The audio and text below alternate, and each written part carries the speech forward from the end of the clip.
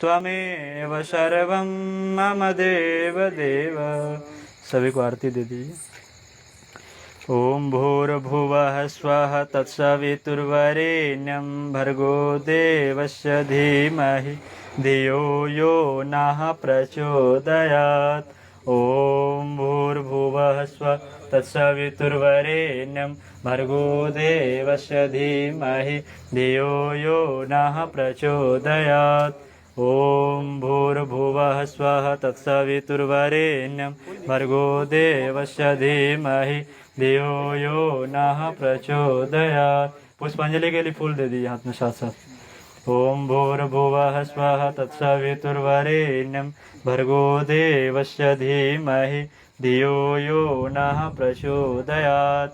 ओम यज्ञेन यज्ञमयजन्त देवाः तानि धर्माणि प्रथमान्यासन तेहनाकं महिमानः सचन्त यत्र पूर्वे साध्याः सन्ति देवः। ओम देवकी नंदनाय विद्महे वासुदेवाय धीमहि तन्नः कृष्णः प्रचोदयात्। ओम कृष्ण प्रियाय विद्महे वृषभानुजाय धीमहि तन्नो राधा प्रचोदयात्। ओम भूर्भुवः स्वः तत्सवितुर्वरेण्यं भर्गो देवस्य धीमहि धियो यो नः प्रचोदयात्। ओम भूर्भुवः स्वः तत्सवितुर्वरेण्यं भर्गो देवस्य धीमहि धियो यो नः प्रचोदयात्। ओम भूर्भुवः स्वः तत्सवितुर्वरेण्यं भर्गो देवस्य धीमहि धियो यो नः प्रचोदयात्। ओम भूर्भुवः स्वः तत्सवितुर्वरेण्यं भर्गो देवस्य धीमहि धियो यो नः प्रचोदयात्। शांति अभिसिंचनम। शांति अभिसिंचन करें। सभी बैठ जाइए अपने अपने स्थान पर। नहीं, ये पुष्पांजलि करिए।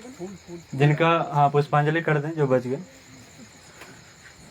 ओम भूर्भुवः स्वः तत्सवितुर्वरेण्यं भर्गो देवस्य धीमहि धियो यो नः प्रचोदयात्। शान्ति अभिसिंचनम्। ओम द्यौः शान्ति अन्तरिक्षं शान्तिः पृथिवी शान्तिरापः शान्तिरौषधयः शान्तिः वनस्पतयः शान्तिर्विश्वे देवा शान्तिर्ब्रह्म शान्तिः सर्वगं शान्तिः शान्तिरेव शान्ति सामा शान्तिरेधिः। ओम शान्तिः शान्तिः शान्तिः सर्वारिष्टसु शान्तिर्भवतु। बोले बांके बिहारी लाल की, कृष्ण कन्हैया लाल की, द्वारकाधीश सरकार की, योगेश्वर भगवान श्री कृष्ण चंद्र महाराज की, राधा रानी की, वासुदेव बाबा की, देवकी मैया की, नंद बाबा की, यशोदा मैया की, दाऊ जी की। ओम नमः पार्वती पतये नमः। हर हर महादेव। आज के आनंद की जय। चलिए अब नोट पैड पेन निकालिए। शिविर की अंतिम कक्षा। सर हमने सोचा था नोट पैड का पहले दे रहे नाराज क्यों हो रहे? नहीं नोट पैड की नहीं कह रहा था मैं। ये रखा आपका। ये तो रखा मैं ये कह रहा था नोट पैड से पहले वो तो मेरा पेन भी रह गया। पेन आपके नहीं है, पेन हमारे हैं। नहीं नहीं जो मेरा अलग कर रहा मोहन भैया वो किताब यहाँ पर दीजिएगा। हाँ। ये फल जो है ना इसको छोटा छोटा कटवा दीजिए, थोड़ा थोड़ा बांट दीजिए। अभी नहीं बाद में, आधे घंटा है अभी 20 मिनट। जो फल है थोड़ा थोड़ा कटवा दीजिए। फल खाए थे बांट देंगे। चलिए हेडिंग डालिए। अब ध्यान इधर एकाग्र कीजिए। जो किताब लिए हैं या जो नहीं लिए हैं वो ले लेंगे। उसमें लिखिए पंच तत्वों की चिकित्सा।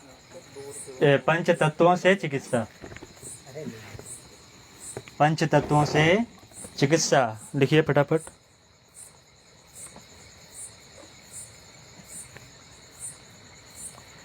पंच तत्वों से चिकित्सा। पहला तत्व लिखिए। पहला लिखिए पृथ्वी तत्व। पहला लिखेंगे पृथ्वी तत्व। लिखे। उसके नीचे लिखिए गुण। पृथ्वी के गुण क्या क्या हैं? पृथ्वी के गुण क्या क्या हैं, बताइए कुछ। पृथ्वी को तो देखा सारे गुण है जी। ठंडी हम्म ठंडी होती है। आध्यात्मिक गुण जो है पृथ्वी के वो है सहनशीलता। लिखिए, सहनशीलता, धैर्यशीलता। सहनशीलता, हम कितना भी अत्याचार करते हैं लेकिन माता धरती सब सहती है। धैर्य है धरती में, है ना। ये 2 गुण सीखने चाहिए, 2 आध्यात्मिक गुण हैं। ये दोनों क्या हैं? आध्यात्मिक गुण। ब्रैकेट में लिख लीजिए, आध्यात्मिक गुण है दोनों। अब नीचे चिकित्सा वाले गुण लिखिए। धैर्यशीलता और सहनशीलता पृथ्वी के, धरती के 2 गुण है। आध्यात्मिक गुण हैं। अब चिकित्सा वाले गुण कौन से हैं? पृथ्वी मतलब हम लोग चिकित्सा में मिट्टी, है ना। पृथ्वी का मतलब चिकित्सा में मिट्टी। तो मिट्टी के गुण क्या हैं? विजातीय तत्व को खींचना, है ना। मिट्टी के गुण, चिकित्सीय गुण जो हैं वो है विजातीय तत्व को सोखना। लिखिए, विजातीय तत्व को सोखना। विजातीय तत्व, टॉक्सिन्स, टॉक्सिन को सोखना, खींचना, है ना। मिट्टी के सबसे प्रमुख गुण हैं। मिट्टी कैसी होनी चाहिए? मिट्टी कैसी होनी चाहिए, ये बड़ा अच्छा प्रश्न है। जिस मिट्टी में आप पैदा हुए हैं वो मिट्टी आपके लिए उपयुक्त है। जिस गांव में आप जन्म लिए हैं, जिस जगह पर आपका जन्म हुआ है, आपके जो ग्राम देवता हैं वहाँ की जो मिट्टी है वही मिट्टी आपके लिए सर्वोत्तम है। जो छत्तीसगढ़ से आए हैं वो गुजरात की मिट्टी उनके लिए उतना प्रभावशाली नहीं होगी जितने उसके लिए छत्तीसगढ़ की मिट्टी। छत्तीसगढ़ में भी जिस जिले में उनका जन्म हुआ है वो मिट्टी उनके लिए उतना ही उपयुक्त है, क्योंकि उसी मिट्टी से उनके शरीर का निर्माण हुआ है। तो उसी मिट्टी को यूज कीजिए, है ना। वो मिट्टी आपके लिए सर्वोत्तम मिट्टी है। कुछ सराउंडिंग होना चाहिए या 3 फीट नीचे की मिट्टी को निकालेंगे। मिट्टी के यूज करने के जो तरीके हैं, कहीं भी निकालेंगे 3 से 4 फीट नीचे ज़मीन को खुदाई करेंगे और वहाँ की मिट्टी को यूज करेंगे। किसी भी तरीके से स्नान करना है उसी मिट्टी को यूज कीजिए, मिट्टी की पट्टी लगानी है उसी मिट्टी को यूज करेंगे। ठीक है, ये हो गई तरीके।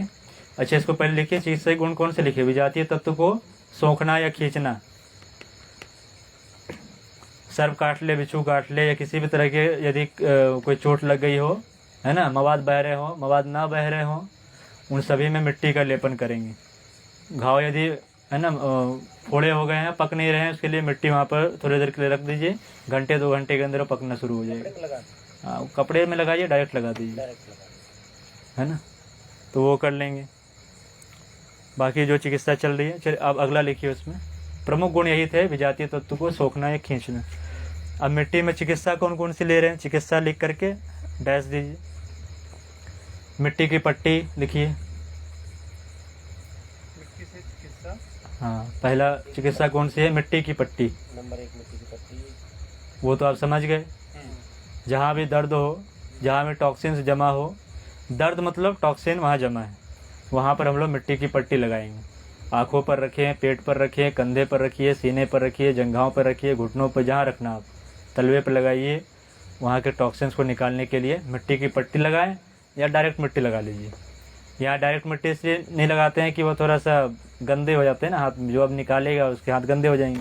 पहले हम लोग यही करते थे, आवल खेड़ा में जो पुराने होंगे वो यही करते थे। हाँ, डायरेक्ट ही लगाते थे। लेकिन उसमें जो लगाते थे उनके भी अब थोड़ा सा हाइजीनिक हो जाती है ना, लगाने वाला भी नाखून से निकाल रहा है तो थोड़ा गंदगी जैसी लगती थी। इसलिए थोड़ा दिमाग लगाया गया कि सूती कपड़े में मिट्टी को डाल दीजिए और उसको रख दीजिए जहाँ पे यूज करना है। उसको इजीली हटा भी सकते हैं, फिर उसको धो करके डाल दीजिए। तो ये तरीका है मिट्टी की पट्टी की। दूसरा लिखिए, मिट्टी लेपन। दूसरा जो है मिट्टी लेपन, या मिट्टी से जो स्नान हम लोग करते हैं। महीने में 1 दिन संभव हो सके तो मिट्टी स्नान जरूर किया करें, पूरे शरीर से लेकर के पैर तक, जैसे आज आप किए। मुल्तानी मिट्टी भी चलेगी? मुल्तानी लगाइए, मुल्तानी मिट्टी भी लगा सकते हैं। वो इजी अवेलेबल है। हाँ, मुल्तानी मिट्टी लगाइए, कोई दिक्कत नहीं है। ठीक है, मिट्टी होनी चाहिए तो इसको यूज़ करेंगे। मिट्टी हो गई। अगला लिखिए, जल। दूसरा जो है वो है जल तत्व अपनी। जल के गुण क्या हैं? जल के गुण हैं शीतलता। हाँ, जल के गुण हैं शीतलता। अपने जीवन में भी शीतलता आए। जब भी क्रोध हो, शरीर गर्म हो जाए, पानी पीजिए, क्रोध हमारे शांत हो जाए। सबसे अधिक प्राण तत्व यदि किसी में है वो है जल में। सबसे अधिक प्राण तत्व जल में। इसमें लिखिए चिकित्सीय गुण क्या है? शरीर की सफाई करना। पंखे के नीचे बैठ लो अगर मच्छर। चिकित्सीय गुण इनके हैं शरीर की सफाई करना।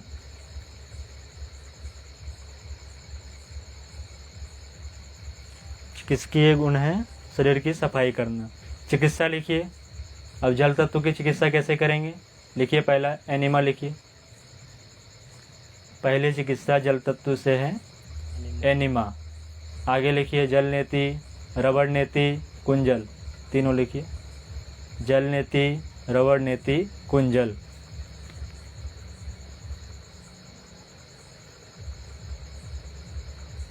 लिख लिए? अगला लिखिए। कुंजल, हाँ, रबड़ नेति, रबड़ नेति, कुंजन, जल नेति जल नेति हो गया। एनिमा हो गया। निमो, कटी स्नान, रीढ़ स्नान। कटी समान, कटी स्नान, रीढ़ स्नान। कटी सारा, रीढ़, रीढ़ समान, रीढ़। हाँ, स्पाइनल बात, हिप बात और स्पाइनल बात। फुट बात, पैर स्नान। कुंजल के बाद कटी स्नान, रीढ़ स्नान, फुट बात, पैर स्नान। बेटा मैं पट भी लखन लाग रहा हो गई। अगला अब लिखिए। अगला कौन सा है? अग्नि तत्व लिखिए। अग्नि तत्व, अग्नि तत्व लिखिए। गुण लिखिए अग्नि तत्व के। उष्मता, गर्मी। उष्मता, गर्मी। या उष्णता लिखिए। उष्णता, उष्ण जो है गर्मी। चिकित्सकीय गुण क्या है? जठराग्नि की, हाँ, चिकित्सकीय गुण लिखिए। विजातीय तत्व को जलाकर भस्म करना। विजातीय तत्व को जलाकर भस्म करना। चिकित्सकीय गुण लिखिए। गुण क्या बोले? हाँ, उष्णता, गर्मी, गर्मी लिखिए। जाती है तत्व विजातीय तत्व, टॉक्सिन्स को जलाकर भस्म करना। सारे असम करना, लिखे? विजातीय तत्व को जलाकर भस्म करना। चिकित्सकीय गुण हो गए। आध्यात्मिक गुण हो गए उष्णता, है ना। या उसमें और एक लिख सकते हैं तेजस्विता। उष्णता के साथ साथ तेजस्विता। आध्यात्मिक गुण में उष्णता के साथ में तेजस्विता जोड़ सकते हैं। अब इसमें चिकित्सा लिखिए। अग्नि तत्व की चिकित्सा कैसे करेंगे? लिखिए सन बात। सन बात लिखिए। सूर्य स्नान, वही सन बात, सूर्य स्नान। कम्बल लपेट, सूर्य स्नान, कम्बल लपेट। लिखे? स्टीम बात।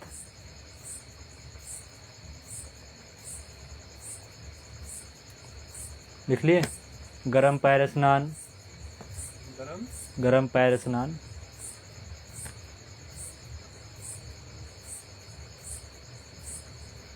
लिख लिए? कितने हो गए? चार, तीन चार, साइनस, साइनस से जो सुबह लेते हैं। हो गया? और कोई लेते हैं क्या गरम चिकित्सा?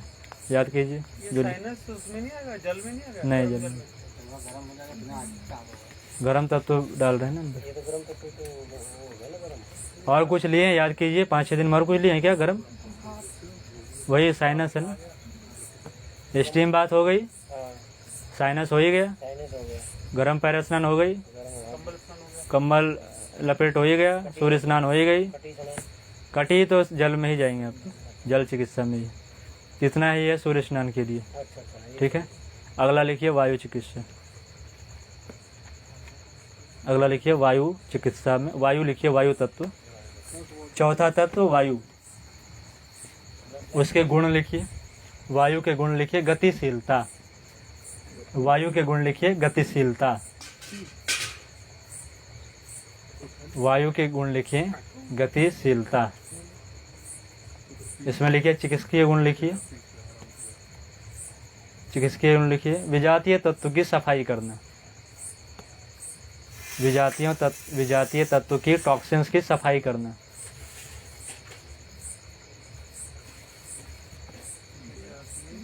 तत्व की सफाई करना। इसमें चिकित्सा लिखिए, वायु तत्व में चिकित्सा लिखिए। सभी प्रकार के प्राणायाम, सभी प्रकार के प्राणायाम।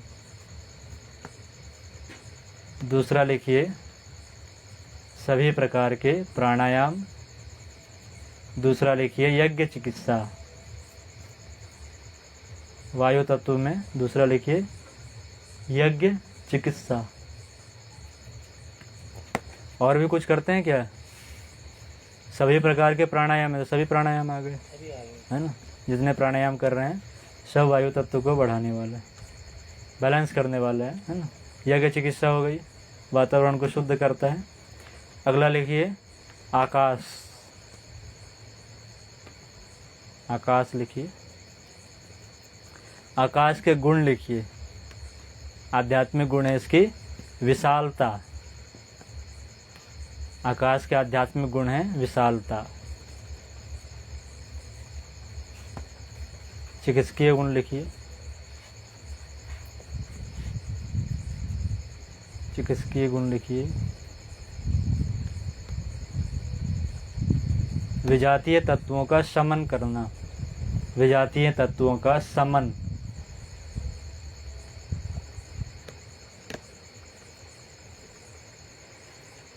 चिकित्सा लिखिए इसमें, उपवास। सबसे अधिक आकाश तत्व बढ़ती है उपवास के समय, जो कल आप लोग की बढ़ी है, इसलिए इतनी जिज्ञासुपन आज आ गई, आप लोग जिज्ञासा ज़्यादा उठ रही है। तो सब लिखें, चिकित्सा में उपवास। दूसरा लिखिए ध्यान। दूसरा लिखिए ध्यान। तीसरा लिखिए स्वाध्याय। उपवास, ध्यान, स्वाध्याय। स्वाध्याय से अच्छे किताबों को पढ़ना और फिर उस पर चिंतन मनन करना। स्वाध्याय लिखे। स्वाध्याय के बाद ब्रैकेट में लिखिए मनन और चिंतन। स्वाध्याय के बाद ब्रैकेट में मनन और चिंतन। केवल पढ़ करके न्यूज़पेपर की तरफ फेंक नहीं देना है, उस पर मनन और चिंतन करना है, सोचना है उस चीज़ को बार बार कि ऐसा क्यों कहा गया है। सुबह उठते ही पानी पिए, पढ़ करके फेंक नहीं देना है, उसको सोचना है क्यों पिए, प्रैक्टिकल कीजिए अपने पर। ये है मनन और चिंतन। अगला लिखिए सत्संग, जो हम लोग रोज़ कर रहे हैं अभी 5-6 दिनों। अच्छे संगति में बैठ करके महापुरुषों के विषय में सुनना। ये सभी हमारे शरीर के अंदर आकाश तत्व को बढ़ाता है। ठीक है, कौन कौन से लिखे, पहला रिपीट कीजिए। पृथ्वी तत्व, हम्म जल तत्व, अग्नि तत्व, वायु तत्व, आकाश। इधर बताइए, पृथ्वी में क्या लिखे गुण, पूरा पढ़िए उसको, सुनते जाइए, सब रिकॉल हो जाएगी सबको। सहनशीलता, धैर्यशीलता, आध्यात्मिक गुण है। चिकित्सा में मिट्टी के गुण, विजातीय तत्वों को खींचकर बाहर करना। 3 फीट नीचे की मिट्टी लेना है और मिट्टी की पट्टी, मिट्टी लेपन महीने में एक बार। तो ये हो गई पृथ्वी तत्व की। ठीक है, अगला पढ़िए, जल तत्व वाले कोई। जल के गुण जो है शीतलता है, और इसकी गुण है शरीर की सफाई करना, जैसे एनिमा, जल नेति, रबर नेति, कुंजल, कटी स्नान, रीढ़ स्नान और पैर का स्नान। ठीक है, और अगला पढ़िए अग्नि तत्व, पीछे से पढ़ने दीजिए। अग्नि तत्व में है उष्णता, गर्मी। चिकित्सा गुण इसके विजातीय तत्व, जलाकर भस्म करना और तेजस्विता। चिकित्सा है इसकी सनबाथ, कम्बल लपेट, स्टीम बाथ, यही सूर्य स्नान, गर्म पैर स्नान और साइड। बढ़िया, पीछे से पढ़िए एक अगला। हाँ, गतिशीलता, टॉक्सिक साफ हो जाते हैं। और चिकित्सा है इसकी सारे तरीके के प्राणायाम और योग चिकित्सा जो कि हवन होता है, और यज्ञ कीजिए इसको, योग को यज्ञ, हाँ योग को यज्ञ कर लीजिए, है ना। और बताइए अगला, आकाश। आकाश के आध्यात्मिक गुण है विशालता, और चिकित्सीय गुण है विजातीय तत्वों का शमन करना, और चिकित्सा है उपवास, ध्यान, स्वाध्याय, मनन, चिंतन, सत्संग। बढ़िया। कोई डाउट इसमें? कोई डाउट नहीं है? डाउट है कुछ इसमें? उपवास का हम ऐसे बता देते हैं। उपवास जो गुरुजी बताए हैं वो 5 प्रकार के उपवास हैं, लिख लीजिए। उपवास 5 प्रकार के, जो करना हो आप कीजिए घर पर उपवास, लेकिन क्या करें? 5 प्रकार के उपवास। पहला उपवास लिखिए, जो हाँ एक जो भाषा में आप समझेंगे उसी को लिख लीजिएगा। पहला उपवास जो होता है, पहला नंबर देख के लिखिए, एक समय का भोजन करना। पहला उपवास में लिखिए, एक समय भोजन करना। आप जो भी भोजन करते हैं घर में, है ना, जो भी भोजन करते हैं, आपके जो भी आहार के जो भी प्लान, डाइट प्लान हो, सिर्फ एक समय भोजन कीजिए। या तो शाम में भोजन कीजिए या तो सुबह भोजन कीजिए। एक समय भोजन करें, वो एक टाइम का उपवास हुआ, ये भी उपवास है ना। या तो रात में, शाम में पूरे पेट को आराम दे दीजिए, सुबह में जो खाना है खा लीजिए, और एक टाइम आप पूरी तरह से निराहार रहेंगे। निराहार रहना है, जल को नहीं छोड़ना है। उपवास के सिद्धांत जो गीता में बताए गए हैं, भगवान कहते हैं कि उपवास के समय में पानी पीना चाहिए, है ना। नींबू शहद डाल करके पानी पीजिए ताकि कमजोरी ना आए शरीर में और टॉक्सिन्स बाहर हो। उपवास का एकमात्र उद्देश्य ये है शरीर की शुद्धि करना। ईश्वर को उपवास से कोई लेना देना नहीं है, ये दिमाग में गांठ बांध के बैठा लीजिए। आप भूखे रहें, कोई भी माँ बाप ये नहीं चाहता है कि मेरे बच्चे भूखे रहें। एक बार भूखे रह करके आप दिखा लीजिए घर में, माँ पिताजी पीछे पड़ जाएंगे, है ना। इसलिए परमात्मा कभी नहीं चाहते हैं कि मेरे बच्चे भूखे रहें, वो तो चाहते हैं कि सुख भोग करें। इतने अच्छे संसार हमने बनाए हैं। तो उपवास सिर्फ और सिर्फ हम इसलिए करते हैं कि हम अपने शरीर की शुद्धि क्रिया कर सकें। तो उसके लिए शुद्धि करने का एकमात्र साधन है जल, जो हमारे शरीर की सफाई करता है। तो पानी को, जल को खूब पीजिए, है ना। दिन भर पीना है। कमजोरी लगे तो शहद को मिला करके पीजिए, लेकिन पानी पीजिए, पानी को नहीं छोड़ना। जो लोग बाहर में बोलते रहें अपना, वो मूढ़ मान्यताओं में फंसे रहें कि नवरात्रि के उपवास जो हैं बिना पानी के होते हैं, एकादशी बिना जल के होते हैं। हाँ, तो वो सब चक्कर में ना पड़े, क्योंकि जो व्रत उपवास बनाए गए हैं वो प्राचीन समय से आ रहे हैं। और आज की जो सृष्टि है वह पृथ्वी तत्व प्रधान है, इसलिए मोटे लोग ज़्यादा हैं। पृथ्वी तत्व बढ़ी हुई है आज के समय में। आज व्यक्ति कोई भी 5 मिनट से अधिक जल में नहीं रह सकता है। वो भी जिनके फेफड़े मजबूत हैं, जो प्राणायाम अधिक करता हो, वही व्यक्ति नाक बंद करके 5 मिनट जल में गोता लगा के बैठ सकता है। और द्वापर युग में आप देखेंगे तो द्वापर युग में दुर्योधन अंत समय में जल में ही जाके बैठा हुआ था। भीमसेन वहाँ से निकाल करके इसको मारे थे। तो द्वापर युग जो था अपने, वो थे जल तत्व प्रधान। इसलिए उस समय जो व्रत उपवास बनाए गए थे वो उसको ध्यान में रख के बनाए गए थे। तो उस समय लोग जल उपवास करते थे तो आदमी रह जाते थे। आज के समय में यदि हम जल उपवास करेंगे तो लोग उपवास तो कर लेते हैं, लेकिन अगले दिन फिर हॉस्पिटल में भर्ती हो जाते हैं। कई बार देखा गया है कि तीज और जितिया के जो उपवास होते हैं उसमें छोटे छोटे बच्चे हैं, माता मर गई, क्यों? उपवास के चक्कर। अब बच्चे कौन देखेगा?